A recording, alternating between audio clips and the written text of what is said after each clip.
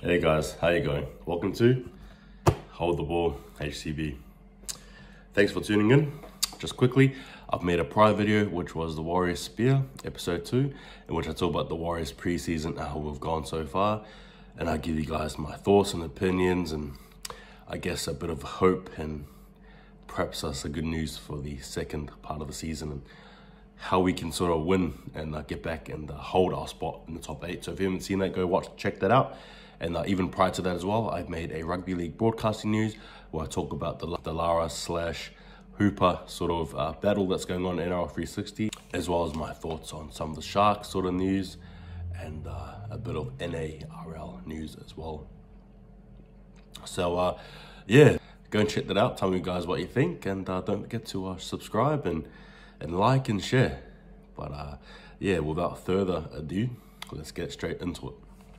So I'm going to be talking about the news regarding the Warriors, right? So that's the Tevaga signing, that's Gus Gould rejecting the Bulldogs offer, potentially the Dufty pursuit, right?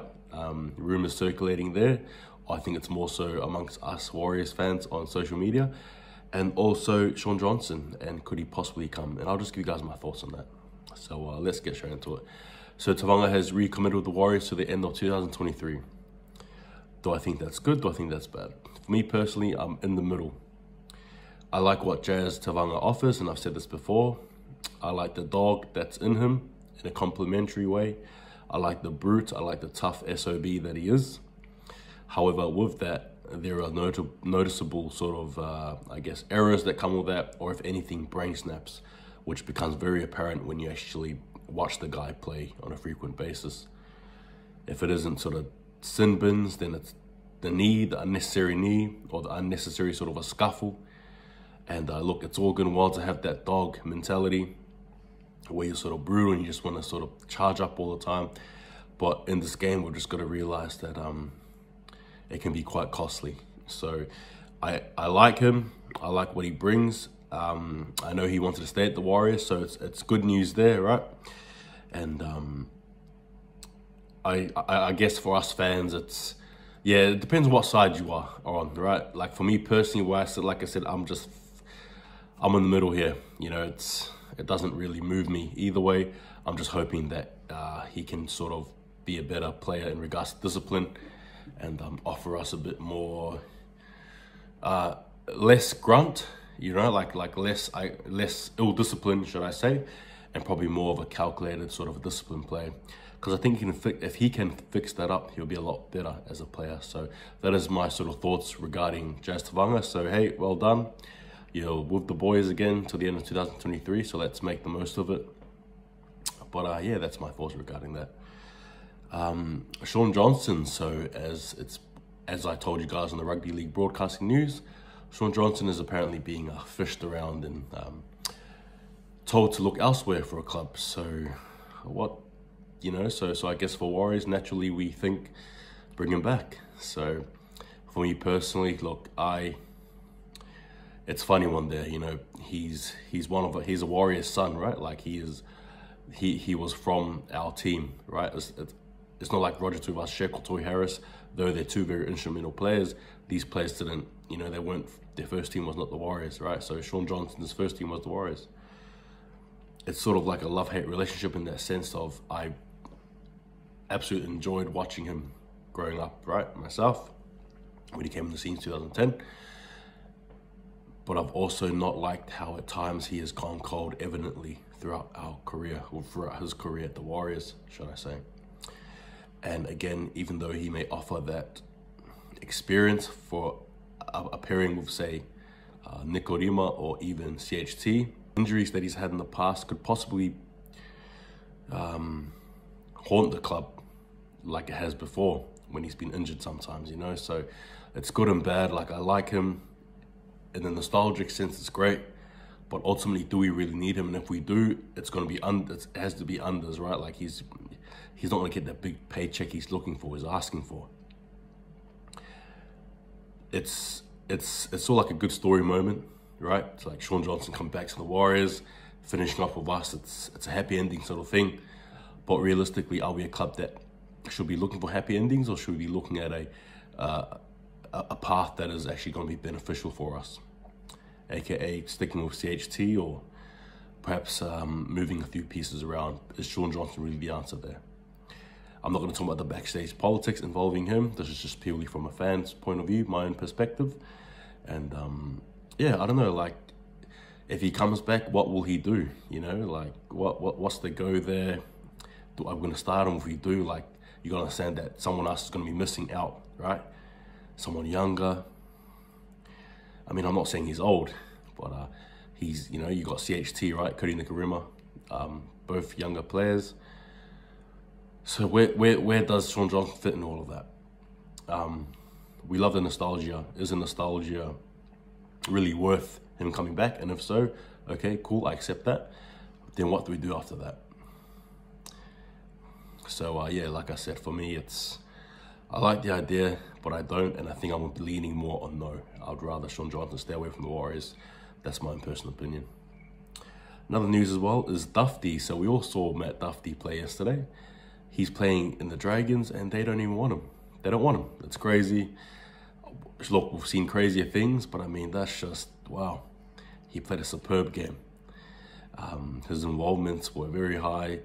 Unfortunately, I don't have the stats with me, but he played a very good game and was their best overall in that game and that win against the Broncos. Warriors, do we have the cap space to get him? Absolutely we will. Next year we will, absolutely will. Do we need him? Yeah, I guess we do. Wing, center, fullback, 5'8", like there's a few positions there he can play. I think he would be instrumental. I think he would be a great target to have, especially coming off the halves, running off, say, for example, a second rower, playing fullback. Like, I think he is a good piece to have.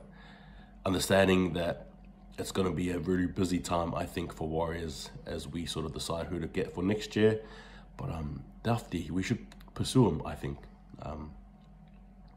Good player. Would be handy to have with him. Walsh as a combination. And then you've got sort of the halves there. And yeah, just seeing what we can do there potentially. But yeah, with Matt Dufty, I'm all on it. I'm all in on that sort of venture there, and I'm just hoping for it pays dividends if we do get him.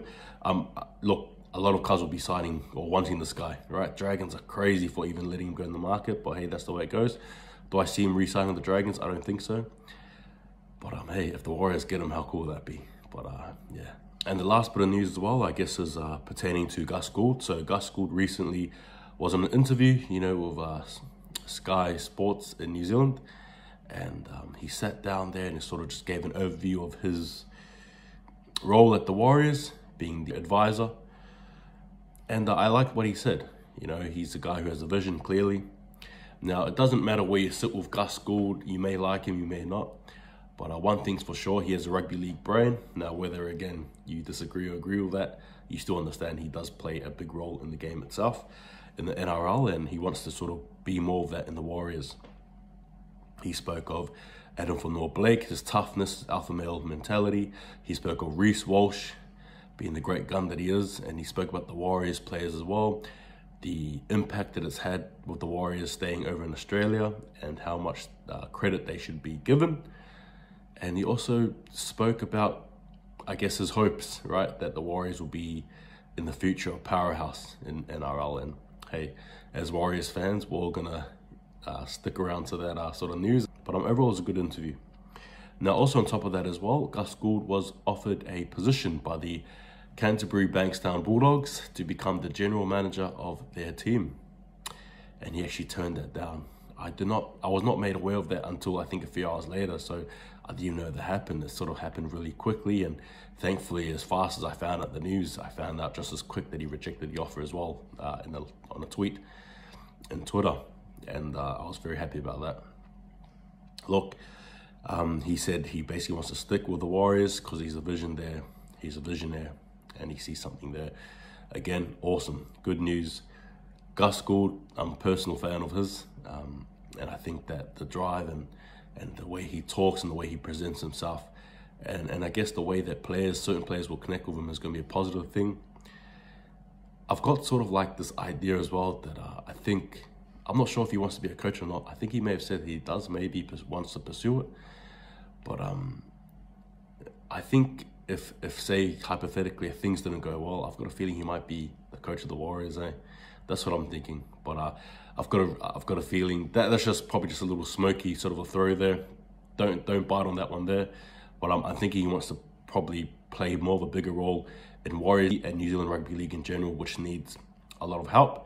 I am also a big fan of New Zealand Rugby League, and I should make more, and I want to make more videos pertaining to that sort of area there, and the grassroots as well as the professional and the potential second team as well. If you haven't seen that video, have a flick through and watch it.